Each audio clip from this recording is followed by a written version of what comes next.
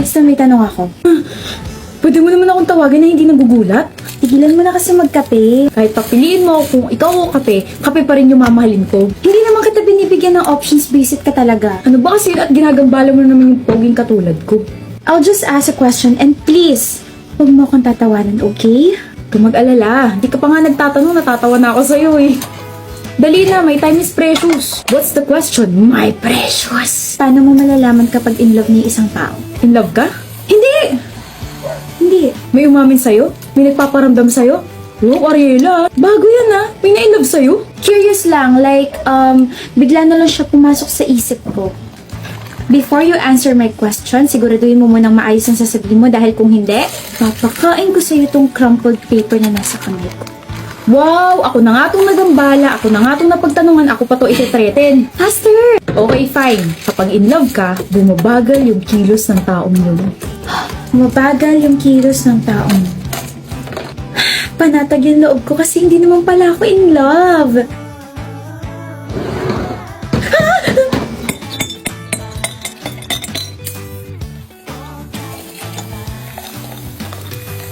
Shucks! Nag-slow mo siya? Nag-slow mo si Vixen? In love ako kay Vixen. I'm probably dreaming. Like, hindi to totoo. There's no such thing as slow-mo in real life. Kinakausap mo na naman sarili mo. Bakit parang gulat na gulat ka dyan? You're not in slow-mo anymore. Finally! Nagsasabi mo. Nothing. Na pala, I forgot to tell you sa in love na yan. What? Pag slow-mo, in love ka sa taong yon. Kapag fast forward, ibig sabihin, gusto mo siyang pakasalan. Fast forward.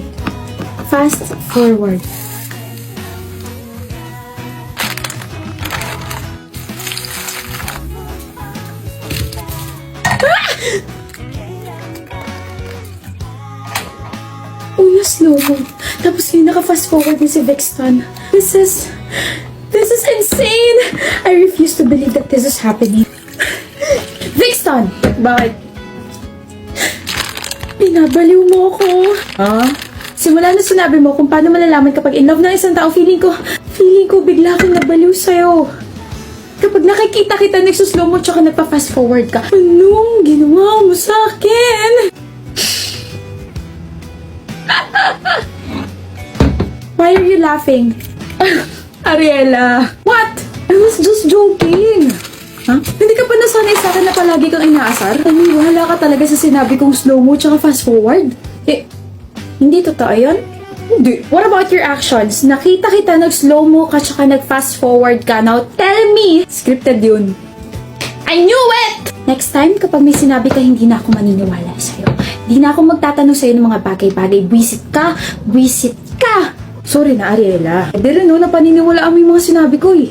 Kaya pala parang ang weird kasi I know I like you pero love? Hindi pa kita nakakasama sa mga dates tapos love agad? My gosh, I should have known na pinagtitripan mo lang talaga ako. O ano, bakit ang tahimik mo? You're guilty na, no? Gusto mo ako? Ha? Gusto ko ulit marinig yun. Ayaw ko. Iba yata yung naririnig ko ah. Naririnig ko yung heartbeat mo. That's impossible. You can... My bad. Naririnig ko pala yung sa akin. Tawag ka na ng girlfriend mo. Tawag mo ako? I mean, tawag ka na ng girl. Wala akong girlfriend, Ariela. Wala rin ako nililigawan at wala akong ibang gusto. Hindi ko naman tinatanong. I'm just informing you. Alis ka na. Date tayo. Pwede? At bakit? Hindi pa nawawala inis ko sa'yo ah. So kapag nawala na, pwede na? Ganyan ka lang naman kasi umamin ako bigla eh. Hindi naman ako magpapapansin sa'yo kung hindi kita gusto. Okay? Let's have a date. One date lang. Okay. One date and I'll make sure madadagdagan pa yun. See you, Ariela. Never! Hi, babe. Stop right there.